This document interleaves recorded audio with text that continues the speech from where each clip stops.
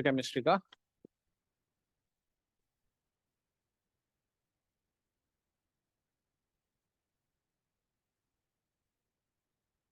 लेकिन इसे स्टार्ट करने से पहले कुछ बातों की डिस्कशन कर लेते हैं, ठीक है ना। जैसे कि देखो, पहली बात यहाँ पर आपको पीजीटी एग्जाम के पॉइंट ऑफ व्यू से पढ़ाया जाएगा, ठीक है। पीजीटी कहने का मतलब है कि ऑल ओवर इंडिया में आपके जितने भी पीजीटी के एग्जाम्स होते हैं, ठीक है। जैसे कि भी रिसेंटली जेकेपीएससी का नोटिफिकेशन आया था, केवीएस है, डीएसएसबी है, ठीक है, नवोदय है, या एचपीएससी हो गया, ठीक है, कोई सा भी एग्जाम हो गया, वो सारे यहाँ पर कवर होंगे सिलेबस। तो जितना भी आपको पढ़ाया जाएगा, मतलब एक आपने सिर्फ एक बार कोचिंग लेनी है, उसके बाद आपको बार बार कोचिंग लेने की जरूरत नहीं है। अलग अलग एग्जाम्स के लिए अलग अलग कोचिंग की जरूरत नहीं है। यहाँ पे जितना आपको पढ़ाया जाएगा, that is more than sufficient for all the PGT exam, ठीक है, फर्स्ट थिंग। तो जितना यहाँ पे पढ़ोगे उसको ढंग से पढ़ लेना, आपका सारी चीज कवर हो जाएगा। दूसरी चीज, जब आपको पढ़ाया जाएगा तो ऑब्वियसली जब आप पढ़ोगे तो आपको डाउट्स आएंगे, ठीक है। तो डाउट्स, मेरा सजेशन तो यही है कि क्लास के दौरान ही क्लियर कर लेना। अगर आपको क्लास के दौरान क्लियर करने में, लेट्स से टीचर आपको बोलता है कि अभी मत पूछो, बाद में पूछ लो, तो लास्ट के जो 5-10 मिनट होते हैं टाइम क्लास के, उस वक्त अपने डाउट्स क्लियर कर सकते हैं। लेकिन अपने डाउट्स जरूर क्लियर कर लेना, ठीक है। डाउट्स को लेकर जाओगे दूसरी क्लास में तो वो फिर एक्यूमुलेट होंगे, ठीक है। तो जो भी आपके डाउट्स हो उसी क्लास में उसे क्लियर करो। भले बीच में करो, जब टीचर पढ़ा रहे उसी दौरान पूछ लो। अगर कंटिन्यूएशन चल रहा हो, टीचर आपको तो रोकता है, तो आप एंड ऑफ द क्लास में पूछ लो। तो अपने डाउट सारे यहाँ पे क्लियर करके जाना, ठीक है। ऑन द स्पॉट, आपको कहीं मैसेज वैसेज करने की कोई जरूरत नहीं है, उसी वक्त टीचर से क्लियर कर सकते हैं, ठीक है।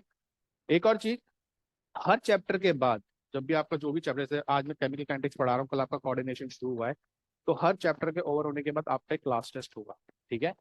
तो वो क्लास टेस्ट आपको सिर्फ इवैल्यूएट करने के लिए होगा, ठीक है, कि आप खुद इवैल्यूएट कर सको कि आप अभी कहाँ पर हो। तो जो भी आपका चैप्टर होता है उसके 3 से 4 दिन के गैप में, हो सकता है आपका 5-6 दिन भी हो सकता है, तो उसके गैप में आपका एक टेस्ट उस पर्टिकुलर चैप्टर का कंटिन्यूसली होगा, ठीक है। तो साथ साथ रिवाइज करते रहना, जिससे कि आप जब टेस्ट भी दो तो आपका एक तरह से प्रैक्टिस हो जाए। तो ये मत सोचना कि आप टेस्ट दे रहे हो, आप ये सोच रहे हो कि मैंने सब कुछ पढ़ लिया है, अब मैं इसका रिवीजन कर रहा हूँ। तो प्रैक्टिस की तरह आपका, आप इवेल्युएट भी कर सकोगे कि जी यार ये चैप्टर में मेरी कहाँ कहाँ कमी है, और उससे आपको एक कॉन्फिडेंस भी आएगा। तो हर चैप्टर के ओवर होने के बाद आपका एक क्लास टेस्ट होगा, ठीक है। तो ये दो जो चीजें मैंने बात बात की बताई है, जो क्लास के मेरे रिस्पेक्ट में बताया, पहला अपना डाउट क्लास में क्लियर कर लेना। दूसरा, आपका हर चैप्टर के बाद एक क्लास टेस्ट होगा, ठीक है, ऑनलाइन ही होगा ऑब्वियसली वो। तो वो आप अच्छे से पढ़ लेना, उसके बाद ही देना, ठीक है, तभी फायदा है। ओके, तो अभी स्टार्ट करते हैं। जो आज हमने स्टार्ट करना chapter, that is chemical kinetics. अब केमिकल काइनेटिक्स में अगर मोटे मोटे तौर पे बात करें तो हम क्या क्या चीजें देखते हैं, ठीक है। तो उसे पहले एक बार देख लेते हैं, उसके बाद हम टॉपिक वाइज चलेंगे। लेट से बच्चा, एक हमारे पास प्रोसेस है ए टू बी का। मैं ए को बी में कन्वर्ट करना चाहता हूँ, ठीक है। तो ये जो conversion of A to B है, इसके लिए कुछ बेसिक इंफॉर्मेशन की हमें जरूरत होती है, किसी भी प्रोसेस के लिए बेसिक इंफॉर्मेशन की, मैक्रो लेवल पे। पहली इंफॉर्मेशन ये होती है कि भाई जो ये कन्वर्जन हम करना चाहते हैं under given set of condition. Given set of condition का मतलब हो गया under given set of temperature and pressure. क्या ये कन्वर्जन पॉसिबल है कि नहीं, क्या ए बी में कन्वर्ट होगा भी कि नहीं होगा, ठीक है। और ये इंफॉर्मेशन हमें कौन देता है, ये हम सब जानते हैं। This information is given by chemical thermodynamics. Chemical thermodynamics हमें बताता है कि गिवन सेट ऑफ कंडीशन पे ये प्रोसेस स्पॉन्टेनियस है कि नहीं। तो लेट से हमने क्या किया, हमने इसकी थर्मोडायनेमिक स्टडी करी, और वहां से हमने कंक्लूजन बना लिया कि भाई ये प्रोसेस स्पॉन्टेनियस है। तो एक बार ये हमने डिसाइड कर लिया कि ये प्रोसेस स्पॉन्टेनियस है, तो अब दूसरा सवाल ये आता है कि ये प्रोसेस कितना होगा। क्या ये प्रोसेस आपका कंप्लीट हो जाएगा, क्या ये प्रोसेस आपका 90% होगा, क्या ये आपका 50% होगा, क्या ये आपका 20% होगा। तो ये इंफॉर्मेशन हमें प्रोवाइड करता है इक्विलिब्रियम। इक्विलिब्रियम में आप एक कांस्टेंट पढ़ते हो जिसे हम बोलते हैं इक्विलिब्रियम कांस्टेंट। तो इक्विलिब्रियम कांस्टेंट की वैल्यू हमें एक रफ आइडिया दे देती है कि ये रिएक्शन कंप्लीट हो चुकी है, कि कहीं इन बिटवीन है, कि हार्डली फेवर कर। अगर इक्विलिब्रियम कांस्टेंट की वैल्यू बहुत हाई आती है तो वहां पर वो रिएक्शन हम क्या बोलते हैं, ये रिएक्शन ऑलमोस्ट कंप्लीट है। अगर उसकी वैल्यू बहुत ही कम होती है तो हम क्या बोलते हैं कि ये रिएक्शन हार्डली स्टार्ट हुई है, मतलब it is less favourable for the product formation. अब एक बार हमने इक्विलिब्रिया के इक्विलिब्रियम कांस्टेंट से डिसाइड कर लिया कि भाई ये जो रिएक्शन है ये कितने परसेंटेज होने वाली है, लेट्स से हमने डिसाइड कर लिया कि 100% हो रही है, पूरी हो रही है, ए टू बी पूरा कन्वर्ट हो जा रहा है। तो अब तीसरी इंफॉर्मेशन ये आती है कि ये जो प्रोसेस है ए टू बी, ये होने में कितना टाइम लगाएगा, तो इस प्रोसेस को होने में कितना समय लगने वाला है। तो ये हम पढ़ते हैं आपका केमिकल काइनेटिक्स। तो कोई भी रिएक्शन कितना समय लेगा, ठीक है, वो हम केमिकल काइनेटिक्स में पढ़ते हैं। तो एक ब्रॉड सेंस में हम बात करें तो यहाँ पर हम क्या पढ़ने वाले, स्पीड, कि कितनी स्पीड में आपका ये रिएक्शन कंप्लीट हो, ठीक है। तो यहाँ पर अभी हम इन दो चीजों को तो नहीं देखेंगे ऑब्वियसली, ये हमने आगे देखनी है, अगले अगले चैप्टर्स में देख लेंगे हम लोग, ठीक है। अगेन मैंने ही पढ़ानी है दोनों चैप्टर आपको, ये आज हम स्टार्ट, ठीक है, आज हम ये स्टार्ट कर। तो अगर हम यहाँ पे बात करें, यहाँ से जो हमने डिस्कस किया कि केमिकल काइनेटिक्स में ब्रॉडली हम बात करने वाले एक तो रेट,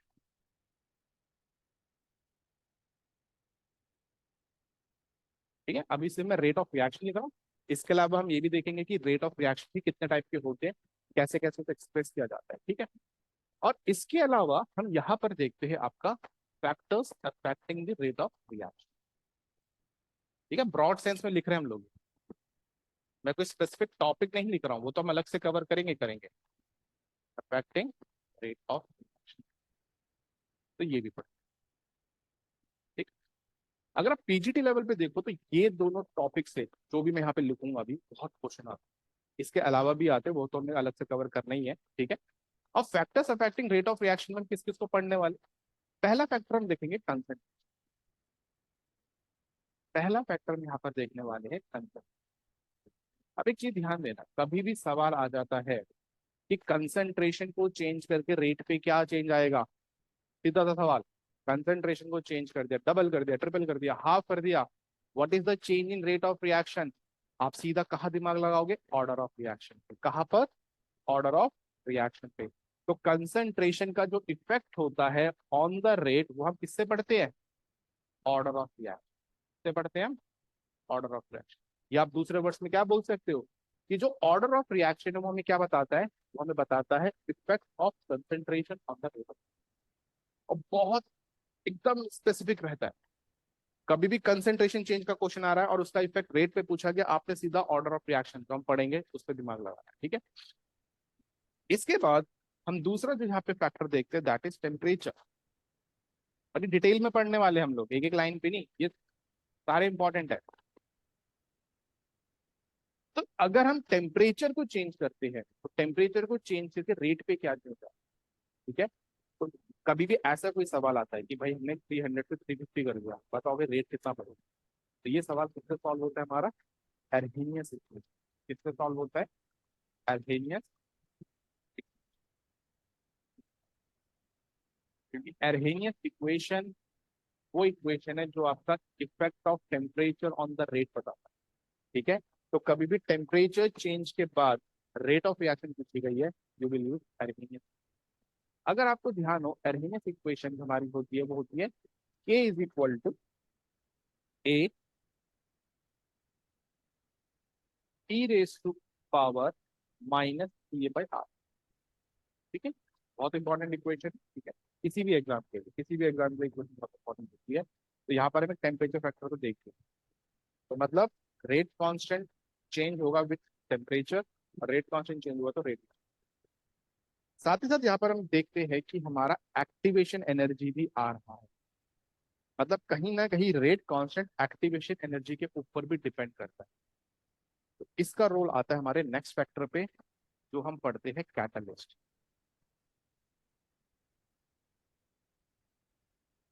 जो हम पढ़ते हैं कैटलिस्ट। अगर हम कैटलिस्ट की बात करें तो भाई कैटलिस्ट क्या होता है, एक चीज ध्यान देना बच्चा, आपने लोअर लेवल पे देखा होगा, सुना होगा डेफिनेशन कि catalyst is substance which change the rate of reaction और which alters the rate of reaction, ठीक है। तो बच्चा वो डेफिनेशन वहीं तक ठीक है। अब भी कभी भी कोई पूछता है कैटलिस्ट क्या है, तो आप सीधा बोलोगे ये एक ऐसा सब्सटेंस है जो रेट ऑफ रिएक्शन को इंक्रीज करता है। तो catalyst term enhancement of rate of reaction के लिए, इस चीज को ध्यान रखना। तो कैटलिस्ट आपका वो सब्सटेंस रहेगा जो रेट ऑफ रिएक्शन को इंक्रीज करेगा। चेंज का मतलब क्या होता है, इट कैन इंक्रीज और डिक्रीज, दोनों कर सकता है। लेकिन कैटलिस्ट का मतलब अभी सिंपल है, it will always increase the rate of reaction. अगर वो डिक्रीज कर रहा है तो हम उसे कैटलिस्ट नहीं कहेंगे। ठीक है, इस चीज को ध्यान रखें।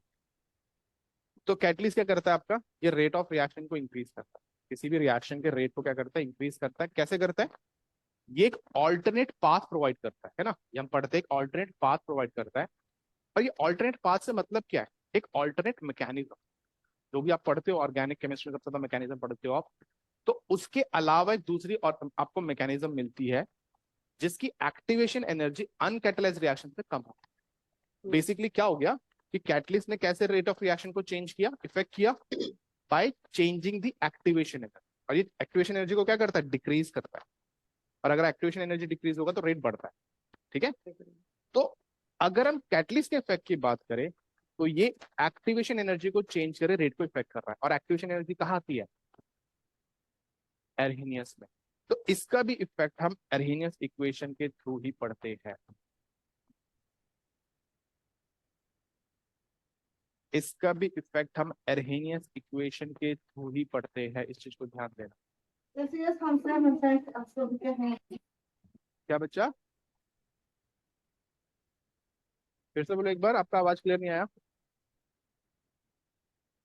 मुझसे ही बोल रहे हो कि अगर मुझसे बात नहीं कर रहे हो तो बच्चा स्पीकर म्यूट कर लेना सभी अपना, ठीक है। अगर कभी आपको डाउट हो, मुझसे कुछ पूछना है या मुझसे कुछ बोलना है तो आप स्पीकर ऑन करो, अदरवाइज ऑफ करके रखो, ठीक है ना। तो ये ध्यान रखना। तो Arrhenius equation one of the most important equation हमारे चैप्टर के लिए, ऑर्डर ऑफ रिएक्शन आगे की इंपॉर्टेंट पार्ट, ठीक है। ओके, अब चलते हैं रेट की। ठीक है, ये सब हमने डिटेल में पढ़ना है। इसके अलावा हमने और भी चीजें पढ़नी है, क्योंकि अलग अलग एग्जाम्स में अलग अलग क्वेश्चन आ रहे हैं, तो सारी चीजें कवर करते हुए चलेंगे हम लोग। तो अब बात करते हैं रेट की। तो बच्चा कोई मुझे बताएगा व्हाट इज रेट। रेट क्या होता है, रेट इज स्पीड, है ना। रेट क्या आपका स्पीड है, ठीक है। और स्पीड क्या होता है, किसी भी प्रॉपर्टी का चेंज विथ टाइम, है ना। जैसे मैं यहाँ खड़ा हूँ, कुछ देर बाद मैं वहां चला जाता हूँ, तो यहाँ से वहां तक का जो मेरा डिस्टेंस हुआ है अपॉन पे टाइम।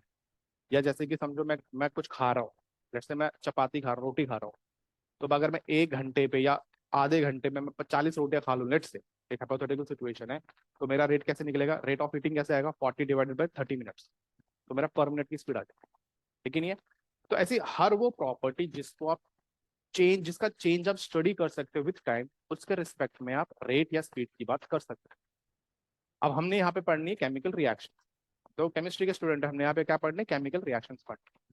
तो केमिकल रिएक्शंस के दौरान रिएक्टेंट और प्रोडक्ट की ऐसी कोई सी भी प्रॉपर्टी, ऐसी कोई सी भी प्रॉपर्टी जो विथ टाइम चेंज हो रही है, उसके रिस्पेक्ट में आप रेट लिख सकते हैं। ध्यान दें, बिल्कुल क्लियर रखना, ठीक है। हम कॉमन डेफिनेशन पे जाएंगे, उस पर तो जाना ही है, लेकिन हमेशा ध्यान रखना, रेट ऑफ रिएक्शन को आप रिएक्टेंट और प्रोडक्ट की हर उस प्रॉपर्टी की टर्म्स में लिख सकते हो जो विथ टाइम चेंज होती है। जैसे कि अगर मैं यहां पर एक रिएक्शन लिखता हूं, A to B, this is the reaction, ठीक है। अब बच्चा जब रिएक्शन होगा तो क्या होगा, ये डिक्रीज करेगा, इसका जो नंबर ऑफ मोल्स है इट विल डिक्रीज, है ना। और इसका नंबर ऑफ मोल्स क्या करेगा, इट विल इंक्रीज। प्रोडक्ट का नंबर ऑफ मोल्स इंक्रीज करेगा, रिएक्टेंट का नंबर ऑफ मोल्स डिक्रीज करेगा, मतलब with time number of moles change हो रहे हैं। तो हम यहाँ पर स्पीड को change in number of moles with time भी लिख सकते हैं, ठीक है। Change in number of moles with time भी लिख सकते हैं, change in amount with time. पर अब जनरली होता है क्या है कि रिएक्शंस में जब हम अमाउंट की बात करते हैं तो वहां पर हम मोल को कम यूज करते हैं, कंसेंट्रेशन को ज्यादा यूज करते हैं। कंसेंट्रेशन में हमें क्या बताता है, अमाउंट ही तो बताता है, ठीक है। तो वहां पर हम डायरेक्टली नंबर ऑफ मोल्स की बात ना करते हुए हम कंसेंट्रेशन की बात करते हैं। और खुद सोचो कि भाई ये तो इसके नंबर ऑफ मोल्स है, और कंसेंट्रेशन होगी इसकी ये, मोलैरिटी पे बात हो रही है। तो जब ये डिक्रीज करेगा तो भाई ये भी तो डिक्रीज कर जाएगा, क्योंकि एन कम हो रहा है, भी तो वही है। और जब ये इंक्रीज करेगा तो कंसेंट्रेशन भी तो इंक्रीज कर जाएगा। तो कहने का मतलब क्या हो गया कि समय के साथ साथ आपका रिएक्टेंट का और प्रोडक्ट का कंसेंट्रेशन चेंज होता है। और इसीलिए हम कंसेंट्रेशन चेंज विथ टाइम के रिस्पेक्ट में रेट को जनरली पढ़ते हैं, ज्यादातर हम उसी के सेंस में पढ़ते हैं, क्योंकि अमाउंट को हम कंसेंट्रेशन की टर्म्स में ही रिप्रेजेंट करते हैं, ठीक है। तो एक स्टेटमेंट क्या हो गया इसका, it is a change in concentration of reactant of product with time, ठीक तो ये, ठीक है। अब देखो, एक मैंने अमाउंट के रिस्पेक्ट में बताया आपको, जो हम ज्यादातर यूज नहीं करते, ठीक है। इसके अलावा अगर मैं यहाँ पर एक गैसियस रिएक्शन मान, मैं बोलता हूँ कि भाई गैस फेज रिएक्शन चल रहा है। अब जब ये गैस फेज रिएक्शन चल रहा होगा बच्चा, तो ऑब्वियसली कंटेनर के अंदर चल रहा होगा, क्लोज कंटेनर के अंदर आप चलाओगे इस रिएक्शन।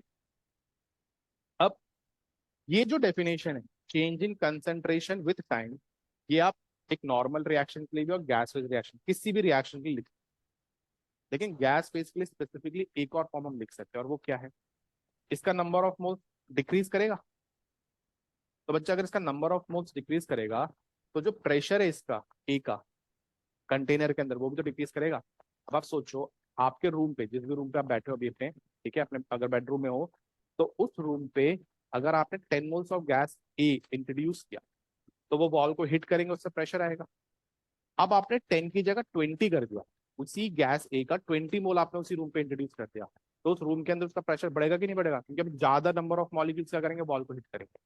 तो कहने का मतलब क्या है कि अगर आपका नंबर ऑफ मोल्स डिक्रीज करता है, तो प्रेशर भी डिक्रीज करता है, ठीक है। इसको आप यहां से भी देख सकते हैं, PV is equal to n R T at constant temperature and volume. Volume तो कॉन्स्टेंट है कंटेनर का है, और मैं एक फिक्स टेम्परेचर पे स्टडी कर रहे हैं। Pressure is directly proportional to number of, तो अगर नंबर ऑफ मोल्स कम होगा तो प्रेशर भी डिक्रीज करेगा। तो इसके नंबर ऑफ मोल्स कम हो रहे, जिस कारण से इसका प्रेशर कम हो, मतलब विथ टाइम इसका प्रेशर क्या कर रहा है, चेंज कर रहा है। इसका प्रेशर क्या कर रहा है, विथ टाइम इंक्रीज करेगा, बिकॉज नंबर ऑफ मोल्स क्या कर रहा है, increase कर रहा है। तो गैस फेज के लिए आप दो तरीके से रेट को डिफाइन कर सकते हो, पहला change in concentration with time, दूसरा change in pressure with time. तो change in pressure with time सिर्फ गैस फेज के लिए, चेंज इन कंसंट्रेशन सभी रिएक्शन। तो एक स्टेटमेंट लिख लो बच्चा रेट का, पहले एक स्टेटमेंट लिख लो, ठीक है। It is the change in concentration, it is the change, it is the change in concentration, bracket में लिखो, और pressure, it is the change in concentration और pressure, change in concentration or pressure of reactant or product, of reactant and product with time, and product with time, with time, ठीक है। ये term हर reaction के लिए applicable रहेगा, ये term only for gas. तो gas के लिए दोनों फॉर्म पे आप लिख सकते हो, चेंज इन कंसंट्रेशन के टर्म्स में भी लिख सकते हो, चेंज इन प्रेशर के टर्म्स में भी फॉर गैस, ठीक है। तो ये हमने लिखा।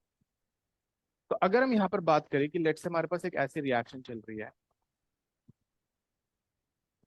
तो इसका एवरेज रेट, अभी ए क्या कर रहा है, ए तो कंज्यूम हो रहा है ना, तो उसको हम क्या बोलेंगे, कंजम्पशन रेट ऑफ ए। और बी क्या हो रहा है, फॉर्म हो रहा है, तो उसको हम बोलेंगे फॉर्मेशन रेट ऑफ बी, ठीक है। तो average rate of consumption, average rate of consumption of A, consumption of A क्या होगा, change in concentration of A with time. तो चेंज इन कंसंट्रेशन क्या होगा इसका, फाइनल कंसंट्रेशन, ठीक है, ए टू लिख लेते, फाइनल कंसंट्रेशन माइनस पे इनिशियल कंसंट्रेशन अपॉन पे टाइम टेकन। तो टाइम टेकन क्या कर देंगे, टी टू माइनस टू, ये कंसंट्रेशन जिस टाइम पे थी माइनस पे जो जिस टाइम पे ये वाली concentration.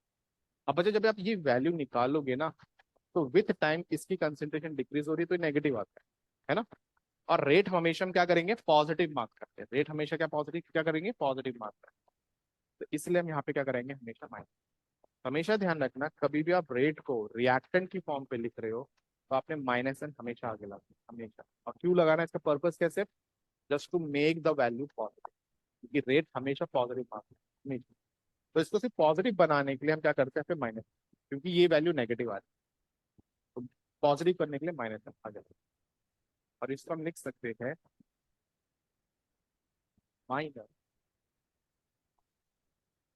Delta A bye delta T. अच्छा बच्चा, एक और चीज, ये आज आपकी केमिकल काइनेटिक्स की पहली क्लास है, ठीक है। तो ऑब्वियसली यहाँ पर आपका जो इंट्रोडक्शन पार्ट है वो ही मेनली चलने वाला है, क्योंकि रेट का डिस्कशन करेंगे, ठीक है। हो सकता है आप में से काफी स्टूडेंट हो जिनको ये सब पता है, ठीक है। तो बस थोड़ा सा पेशेंस रखो और सुनते जाओ, क्योंकि मैं सीधा कोई आगे का टॉपिक आपको यहाँ नहीं पढ़ा सकता, ठीक है, क्योंकि फ्लो में चलेगी चीजें। तो जिसको पता है पहले से सारी चीजें, मेनली सभी को पता होगा, मैं ये मानकर चल रहा हूँ, ठीक है। थोड़ा बहुत तो सबको आइडिया हो गई, तो आराम से सुनते जाओ, जिनको नहीं पता है वो इस पे ध्यान, ठीक है। जैसे जैसे आगे बढ़ेंगे चीजें और थोड़ी सी बढ़ते जाएगी, ठीक है, तो इस चीज को ध्यान देना। तो हमने ये लिख लिया। तो एक चीज यहाँ पे जो ध्यान देनी है आपने कि भाई कभी भी रिएक्टेंट की टर्म्स में रेट लिखोगे माइनस एन लगना ही लगना आगे। अब अगर मैं यहाँ पर एवरेज रेट ऑफ फॉर्मेशन की बात कर दूं, रेट ऑफ फॉर्मेशन की बात कर दूं बी का, तो इसमें क्या होगा, इसमें भी आपका फाइनल माइनस इनिशियल आएगा, फाइनल माइनस इनिशियल अपॉन पे टाइम पे, अपॉन पे। अब ये वैल्यू पॉजिटिव है पूरी, तो इसमें माइनस एन नहीं लगाना है, ठीक है, ये एज इट इज रहेगा delta B by delta T. तो ये हो गया हमारा rate of formation of B. तो बस हमने चेंज इन कंसेंट्रेशन अपॉन पे चेंज इन टाइम कर देना, हमें रेट या कंजम्पशन का फॉर्म। अब हम तीसरे रेट की बात करें जिसमें जिसके ऊपर पूरा चैप्टर बेस्ड रहता है, and that is the rate of reaction, that is the rate of reaction.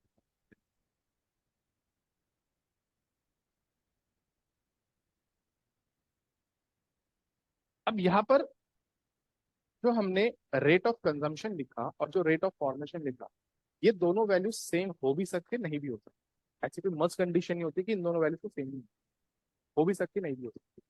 लेकिन अगर आप रेट ऑफ रिएक्शन लिखते हो either in terms of reactant और प्रोडक्ट, ये वैल्यू सेम है। रेट ऑफ रिएक्शन आप किसी की भी टर्म्स में लिख लो, रिएक्टेंट के टर्म्स में प्रोडक्ट के टर्म्स में, वैल्यू शुड बी सेम। तो यहाँ पर हम क्या करते हैं, कंजम्पशन रेट को उसके स्टोइकियोमेट्री से डिवाइड करते हैं,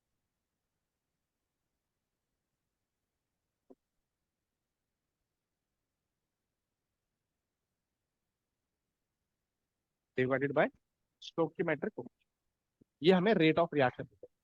और इसी तरीके से जो रेट ऑफ फॉर्मेशन है आपका बी का, इसको हम इसके स्टोइकियोमेट्रिक कोफिशिएंट से डिवाइड, ये हमें क्या दे देगा, ये हमें रेट ऑफ रिएक्शन देगा। तो अगर मैं इसे डेल्टा की फॉर्म पे लिखूं तो भाई हमारा रेट क्या बनेगा बच्चा, कभी भी मैं रेट लिखूंगा आगे, मैं कभी भी रेट लिखूंगा मतलब रेट ऑफ रिएक्शन। जब भी रेट ऑफ कंजम्पशन या फॉर्मेशन लिखना होगा तो मैं आर ओ एफ करके लिखूंगा, आर ओ एफ या आर ओ सी, ठीक है। रेट मतलब रेट ऑफ रिएक्शन, तो इसको मैं कैसे लिख सकता हूँ, 1/A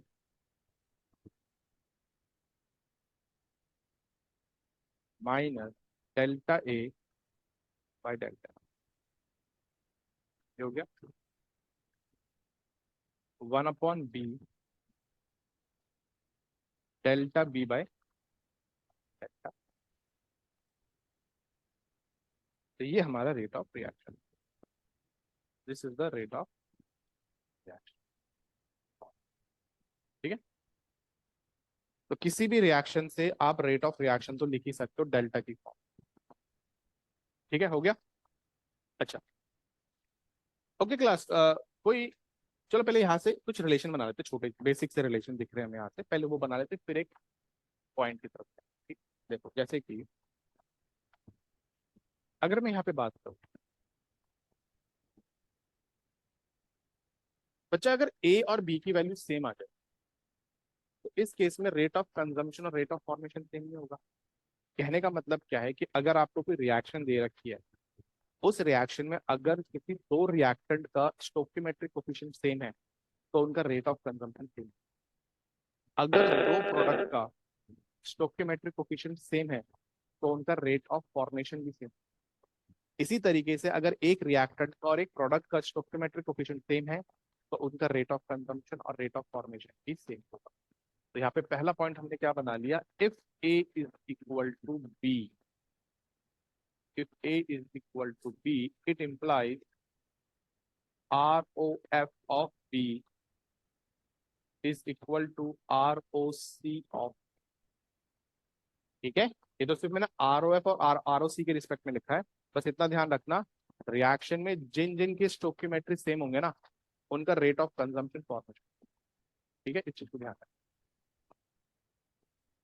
एक और रिलेशन बना सकते हैं बेसिक सा, और वो क्या है, अगर बच्चा रिएक्टेंट का स्टोकियोमेट्रिक कोफिशिएंट 1 हो जाए, A is small is 1, in that case rate of reaction is equal to rate of consumption. तो कहने का मतलब क्या हो गया कि अगर आपके रिएक्शन में आप देखते हो कि कोई एक रिएक्टेंट का स्टोकियोमेट्रिक कोफिशिएंट 1 है, तो उसका जो रेट ऑफ कंजम्पशन होगा वो ही रेट ऑफ रिएक्शन हो जाएगा, वो ही रेट ऑफ रिएक्शन हो जाएगा। योगी जी, अब तीसरा पॉइंट यहां से बना सकते हैं कि भाई अगर B1 हुआ, अगर B1 हुआ तो उस केस में क्या होगा, मतलब अगर किसी प्रोडक्ट का स्टोकियोमेट्री 1 है तो उसका रेट ऑफ फॉर्मेशन उसका रेट ऑफ कंजम्पशन के, सॉरी, रेट ऑफ रिएक्शन के बराबर हो जाएगा। तो ये हो जाएगा आपका ROF ऑफ ROF। तो ये कुछ बेसिक से हमने रिलेशन कर लिया। इससे क्या होगा कि आपको ना क्वेश्चन पूरा बनाने की जरूरत नहीं, देख के भी, ठीक है, हेल्प करेगा। ठीक है, हर जगह हेल्प नहीं करेगा, पर कुछ जगह हेल्प करेगा। हो गया। चलो, अब कोई मुझे बताएगा कि हम यहाँ पर ये ए से और बी से क्यों डिवाइड, हमने स्टोकियोमेट्रिक कोफिशिएंट से क्यों डिवाइड किया रेट ऑफ रिएक्शन लिखने में, बताओ। Why we have divided with small n small, कोई आइडिया किसी को?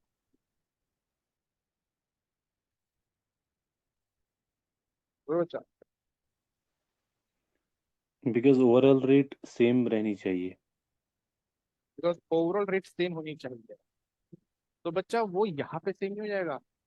अभी नहीं है सेम, नहीं, ये वैल्यू अभी सेम आई।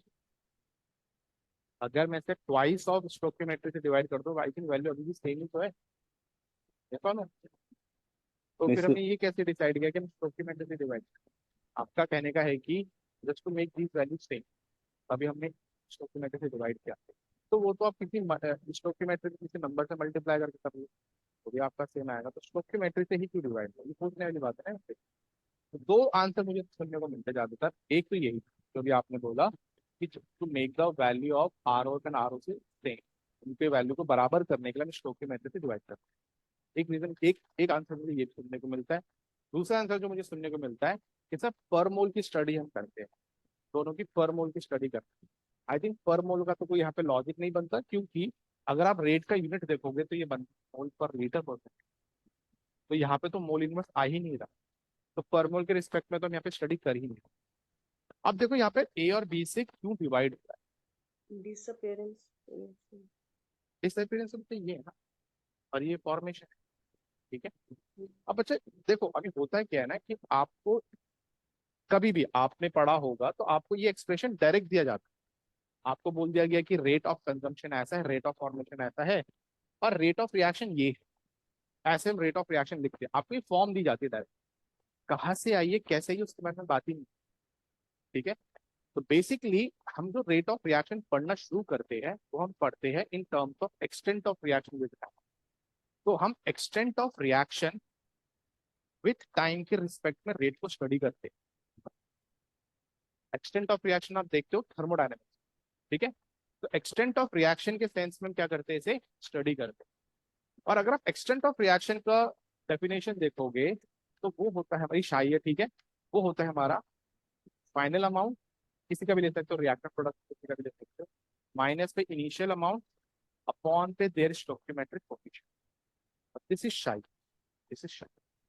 अब इसी के बिहाफ में मैंने आपको बताया नंबर ऑफ मोल्स के टर्म्स में भी रेट पढ़ते हैं, क्या पढ़ सकते हैं। अब होता क्या है कि हम जनरली कंसंट्रेशन के टर्म्स में पढ़ते हैं, तो यहाँ पर हम क्या करते हैं, 1/VC से डिवाइड करते हैं और इस V को अंदर ले चले जाते हैं, और इसको हम किसमें चेंज करते हैं, ठीक है। तो ये कंसंट्रेशन टर्म बन गया और ये स्टोकियोमेट्री बाहर आ गया। तो जब हम इसके डेरिवेशन पे जाते हैं, जब इसको डिराइव करते हैं, जब स्टार्टिंग में जाते हैं जहां से हमने रेट ऑफ रिएक्शन पढ़ना शुरू किया है, वहां पर ये बाय डिफॉल्ट आ रहा है, हम इसे लेकर नहीं आए जबरदस्ती। ठीक है, तो it's a part of derivation. तो इसे हम इससे डिवाइड नहीं कर रहे, हम जिसके सेंस में रेट को स्टडी करते हैं उसके एक्सप्रेशन में ये आता है पहले से। तो अगर कभी भी कोई पूछता है कि इसको डिवाइड क्यों किया, डिवाइड नहीं कर रहे हम लोग, वो पहले से वहां पर है। ऐसे नहीं कि हमने इसे इंट्रोड्यूस किया यहाँ पर, हमने कुछ लॉजिक लगाया यहाँ पर और ये सोचा कि ए बी से डिवाइड कर देते हैं, ऐसा कुछ नहीं है। जब हमने इसका स्टडी किया, ठीक है, रेट ऑफ रिएक्शन का in terms of extent of reaction, तो वहां से हमें ये स्टोकियोमेट्री मिला है। तो यहाँ से ये मतलब यहाँ से ये बन रहा है, ये ऐसा उठ के नहीं आया है। तो यहाँ पे कोई डिवीजन विवीजन नहीं होता, किसी को इक्वल करने के लिए या पर मोल की स्टडी करने के लिए हम नहीं कर रहे, ये डेरिवेशन पे अपने आप आता है। क्लियर और ये सर पॉइंट? ये rate of disappearance and formation of a substance दोनों में आएगा, मतलब स्टाइकोमेट्रिक कोफिशिएंट का बिल्कुल जो हम बिल्कुल लोग बिल्कुल, अगर आप रेट ऑफ रिएक्शन लिख रहे हो तो स्टोकियोमेट्री दोनों में ही आएगा। अगर ओके। आपने स्टोकियोमेट्री से डिवाइड नहीं कर रखा है, लेट्स अगर उसका स्टोकियोमेट्री वन से अलग है, तो फिर वो रेट ऑफ कंजम्पशन या फॉर्मेशन, वो रेट ऑफ रिएक्शन। ठीक है, ये तो आई होप रीड कर अभी देना क्लियर फिर होगा से। कि, बोलो सर बोलो। अगर आपने क्या कहा कि अगर उसका स्टाइकोमेट्रिक कोफिशिएंट क्या कहा कि 1 के इक्वल नहीं है।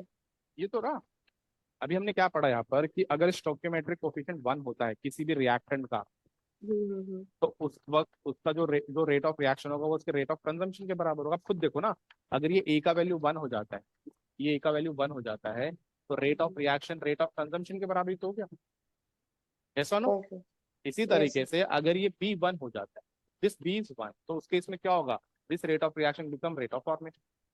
तो अगर आपके पास ऐसी कोई रिएक्शन है जहां पर की stoichiometric coefficient of reactant of product is one, तो उस केस में उनका जो कंजम्पशन रेट या फॉर्मेशन रेट है वही रेट ऑफ रिएक्शन। पर अगर वन से अलग है तो आपको फिर उससे divide. But in general, we can say this that rate of a reaction is equal to the rate of disappearance or the formation of a substance in a chemical reaction that is मतलब like divided by its हाँ stoichiometric हाँ, coefficient. बिल्कुल Right? Divided by स्टोकियोमेट्रिक बिल्कुल। Okay, sir. बोल, Thank you. ठीक है, तो यहाँ पर हमने डिस्कस किया कि ये स्टोकियोमेट्रिक कोफिशिएंट आया कहाँ से। ठीक है, तो ये आ रहा है आपका एक्सटेंट ऑफ रिएक्शन। ठीक है, इसे ऐसे इंट्रोड्यूस नहीं किया वो वाला, क्यों? क्योंकि हम ये पढ़ते नहीं, ये जनरली बताया नहीं जाता, हमें जरूरत भी नहीं होती कि थर्मो का पार्ट है, केमिकल केमिकल काइनेटिक्स की जरूरत नहीं पड़ती, तो हमें सीधा ये एक्सप्रेशन दिया। अब ये एक्सप्रेशन के लिए जाओ अगर पीछे की आया कैसे, तो आपको दिखेगा ये बाय डिफॉल्ट आ रहा है। ठीक है, ये इसको कुछ इक्वल करने के लिए, फॉर्मल स्टडी करने के लिए नहीं बनाया। सर जो फर्स्ट केस है ना हम्म, सर बोलो बोलो सुन रहा हूँ मैं। Sir in that case rate of formation is equal to rate of consumption but it's not equal to the rate of reaction, right? अब वो डिपेंड करेगा, if A is equal to B is equal to one है, in that case हाँ R in O F that R case O it से is. R O R से, ठीक है। हाँ ठीक है. But if A is equal to B is not equal to one है, तो in that case R O F is equal to R O C, but they are not equal to R O R. ठीक है, अभी clear हो गया? Yes sir. Okay, तो एक question बना लेते हैं बेसिक सा।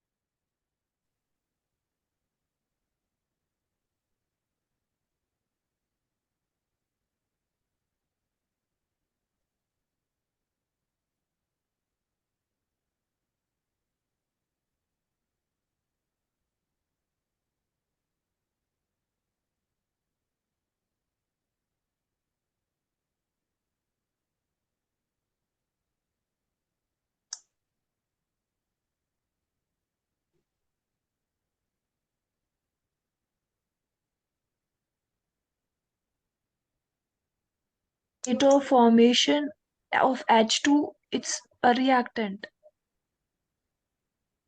सॉरी, कंजम्पशन, ठीक है, it is consumption, rate of hmm. Consumption of, ठीक है, रेट ऑफ कंजम्पशन। अभी का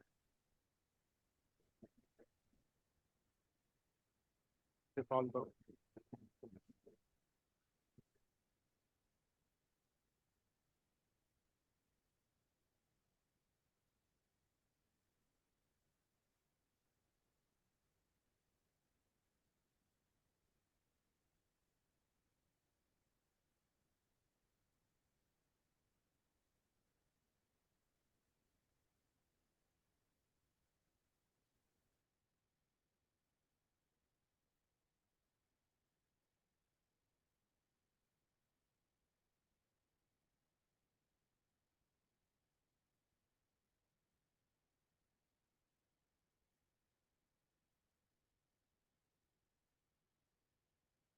देखो इस क्वेश्चन की अगर हम बात करें,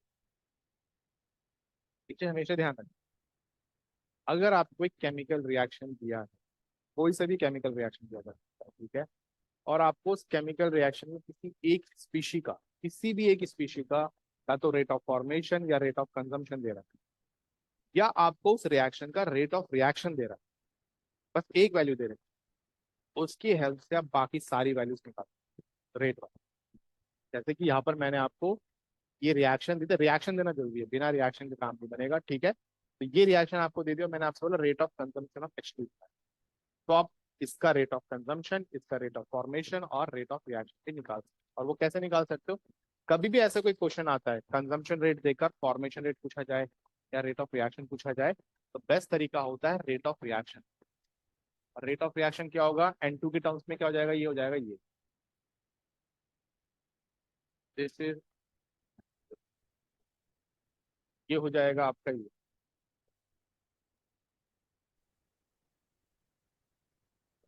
-100। ठीक है, और ये हो जाएगा आपका 1/2 डेल्टा NH3 डेल्टा T।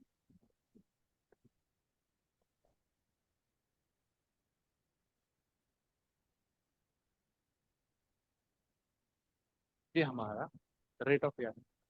अब इस रेट ऑफ रिएक्शन में हमने कहीं ना कहीं रेट ऑफ कंजम्पशन और फॉर्मेशन को रिलेट किया। अब हमें बता रखा है कि this value, this 10 only this value is 3 into 10 raised to power minus, यही तो वैल्यू दे रखे हैं। हाँ, तो बच्चा आप खुद देखो, यहाँ पर इसका स्टोकियोमेट्री 1 है, N2 का, तो इसका Yes, मतलब sir. ये वैल्यू और ये वैल्यू सेम नहीं होगी। अभी हमने बात किया कि जिस भी रिएक्टेंट का या प्रोडक्ट का स्टोकियोमेट्री 1 होगा, उसका रेट ऑफ कंजम्पशन या फॉर्मेशन रेट ऑफ रिएक्शन के बराबर होगा। पीछे तो लिखा लिखा हुआ है, ठीक है? तो यहाँ पर हमें दिख रहा है कि भाई इसका जो रेट ऑफ कंजम्पशन है वो रेट ऑफ रिएक्शन के बराबर होगा, और वो यहाँ से भी क्लियर होता है। तो यहाँ से हमने दोनों वैल्यू देखा, ये हो जाएगा rate of reaction which is equal to rate of consumption of N2, और ये कितना हो जाएगा, it is equal to 1/3 times of this, 1/3 into पे दिस वैल्यू, और ये वैल्यू कितनी देर के हमें 3 इंटू 10⁻⁻, तो सॉल्व करके आ जाएगा 10⁻⁻। तो हमने रेट ऑफ रिएक्शन और रेट ऑफ कंजम्पशन निकाला। अब आपको ये निकालना है, सिर्फ ये रेट ऑफ फॉर्मेशन। तो यहाँ पे बोल सकते हैं कि delta NH3 by delta T, ये क्या हो जाएगा, इट बिकम्स, ये 2 ऊपर कैरी हो जाएगा, ये जाएगा 2/3 into minus delta H2 by delta, और minus delta H2 by delta T कितना है, ये वैल्यू 3 इंटू 10⁻⁻3, यहाँ पे आ जाएगा 2/3 इंटू 3 इंटू 10⁻⁻3, आंसर आ जाएगा आपका 2 इंटू 10⁻⁻। यूनिट क्या होती है इसकी, मोल पर लीटर पर सेकंड। रेट की यूनिट क्या होती है, मोल पर लीटर पर सेकंड, जो आप कंसेंट्रेशन वाली ली, ठीक है। क्लियर है क्वेश्चन। तो एक रिएक्शन अगर दे दी, एक रिएक्शन दे दी और उस रिएक्शन में किसी एक स्पीशी का रेट ऑफ कंजम्पशन या फॉर्मेशन दे दिया, बाकी सारी चीजें निकाल using this rate of reaction को आप रेट ऑफ कंजम्पशन और फॉर्मेशन की टर्म सारी काम करें। क्लियर सभी, कोई क्वेश्चन, किसी को डाउट है इस क्वेश्चन में पूछो, रिपीट करना है या क्लियर है? अब आगे Clear है, sir.